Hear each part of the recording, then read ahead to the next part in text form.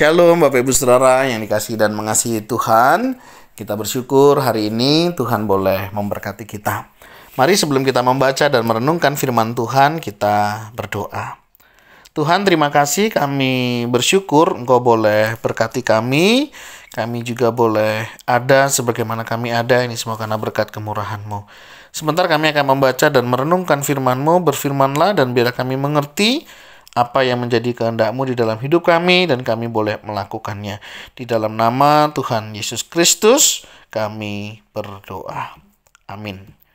Bapak Ibu Saudara, hari ini kita akan belajar satu kebenaran firman Tuhan yang menjadi bacaan kita hari ini terambil dalam kitab Yeskiel pasal yang ke-28 ayat 20 sampai 26.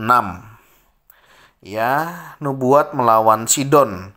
Saya akan membacakan di ayatnya yang ke-24. Dan tidak akan ada lagi bagi kaum Israel dari semua tetangganya yang menghina mereka, menjadi duri yang menusuk atau onak yang memedihkan.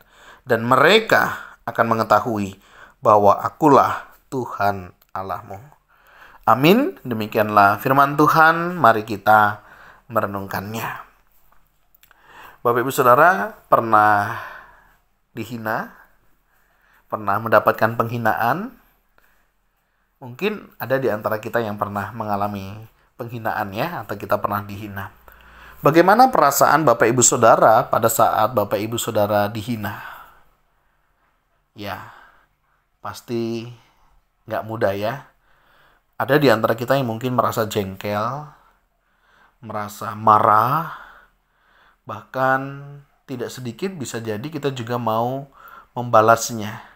Karena bisa jadi kita juga tahu sih sebenarnya ada peluang untuk kita melakukannya. Tetapi kita tidak memilih ya untuk melakukannya. Atau kita melakukannya. Sangat wajar sekali. Ketika kita dihina, kita akan membalas menghinanya. Itu sebagai manusia sangat mungkin sekali ya. Bahkan tidak jarang sampai ada orang melakukan tindakan pelanggaran hukum karena sebuah penghinaan. Ya, beberapa waktu yang lalu saya berjumpa dengan satu kasus ya. Ada seorang pekerja rela membunuh majikannya. Gara-gara apa? Sering dihina setiap hari ketika dia bekerja. Sampai senekat itu. Dan itu satu hal yang menurut saya luar biasa. Ya, bahayanya menghina. Yang kadang kita nggak pernah tahu resiko yang akan dialaminya. Tapi bagaimana Bapak Ibu Saudara sikap kita sebagai anak-anak Tuhan ketika kita dihina? Bolehkah kita membalasnya? Atau kita membiarkan sehingga membuat orang itu merasa nyaman dan dia bisa melakukan kepada banyak orang?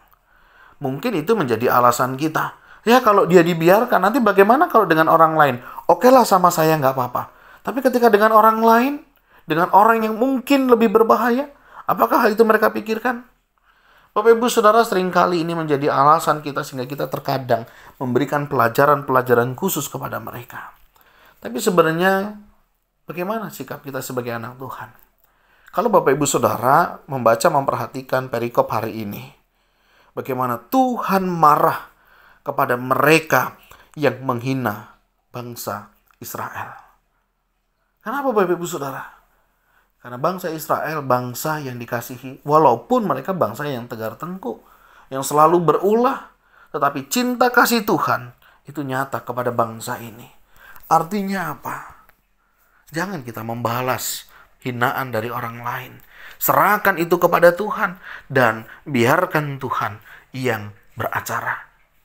Biarkan Tuhan yang mengingatkan mereka. Biarkan mereka yang sadar dengan apa yang mereka lakukan. Dan inilah tentunya yang harus kita lakukan. Kenapa? Karena bayangkan kita akan membalas dengan kejahatan. Apa bedanya kita dengan yang lainnya? Ya, saya sadar, saya tahu, nggak mudah. Sangat melukai kita. Harga diri kita. Sangat mungkin terjadi hal itu yang menjadi alasan kita. Tapi sekali lagi, kita punya Tuhan. Mari kita serahkan kepada Tuhan kita.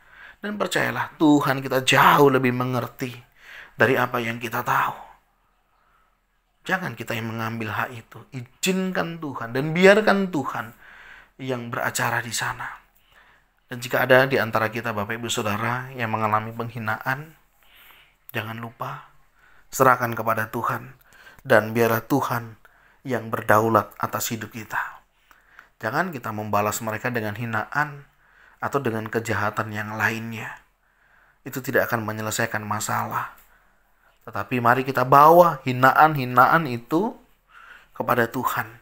Dan biarkan Tuhan yang beracara dan berperkara dengan mereka.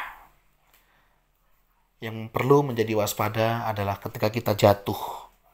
Justru kita yang menghina orang lain. Mari segera selesaikan di hadapan Tuhan. Mungkin karena jabatan kita ya lebih tinggi, kadang kita mau menghina orang-orang yang ada di bawah kita. Mungkin karena kita posisi lebih kaya ya, lebih punya, hati-hati. Bukan berarti itu membuat kita menjadi lebih sombong. Jatuh dalam kesombongan. Kita menghina orang-orang yang tidak punya. Karena kita merasa berhasil itu karena kekuatan kita. Hati-hati. Ya. Kelebihan yang kita punya, kemampuan yang kita punya, bukan diperuntukkan untuk menghina, merendahkan orang lain.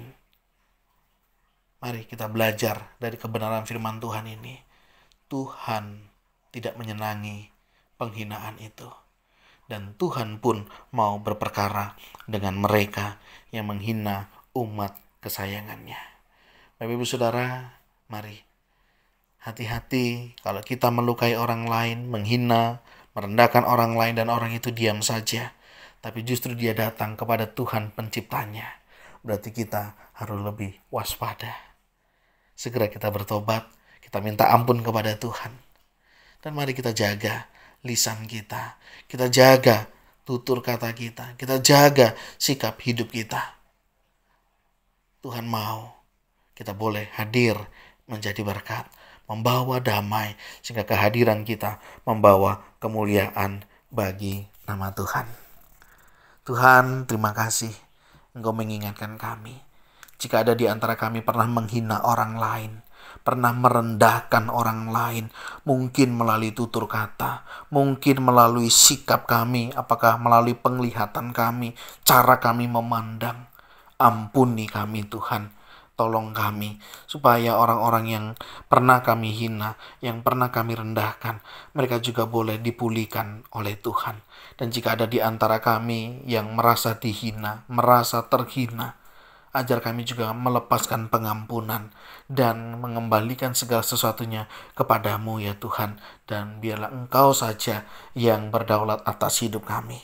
Tuhan, terima kasih. Tolong kami, bimbing kami, untuk kami juga tidak menjadi orang yang suka menghina. Dan kalau ada di antara kami yang karena dihina, kami juga boleh diperdamaikan. Dan kami hidup dalam kasih dan kemurahan Tuhan. Terima kasih Tuhan. Ini doa seru kami. Dan kami mohonkan kemurahan-Mu bagi kami semuanya. Kami berdoa di dalam nama Tuhan Yesus Kristus. Haleluya. Amin. Bapak Ibu Saudara, demikian renungan kita hari ini. Kiranya Tuhan Yesus menolong setiap kita untuk kita boleh menjadi berkat satu dengan yang lainnya. Shalom.